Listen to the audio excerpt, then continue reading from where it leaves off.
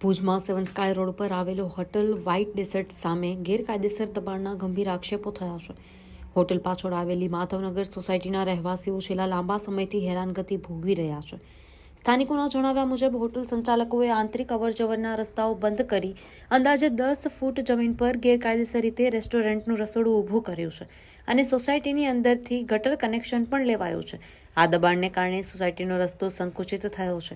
પાણીના ટેન્કરો સોસાયટીમાંથી પસાર થાય છે અને રસોડાનો ધુમાડો સીધો રહેણાંક મકાનોમાં જાય છે, જેના કારણે સ્વાસ્થ્યને નુકસાન થતું હોવાનું રહેવાસીઓ કહે છે. આ મામલે અગાઉ કલેક્ટર, નગરપાલિકા અને સ્વાગત કાર્યક્રમમાં અનેક રજૂઆતો કરી હોવા છતાં દબાણ આજ દિન સુધી દૂર થયું નથી. હવે રહેવાસીઓએ ચેતવણી આપી છે કે જો તાત્કાલિક કાર્યવાહી નહીં થાય તો ગાંધી ચિંધ્યા માર્ગે આંદોલન કરવામાં આવશે. હવે જોવાનું રહ્યું કે પ્રશાસન ક્યારે પગલાં લે છે.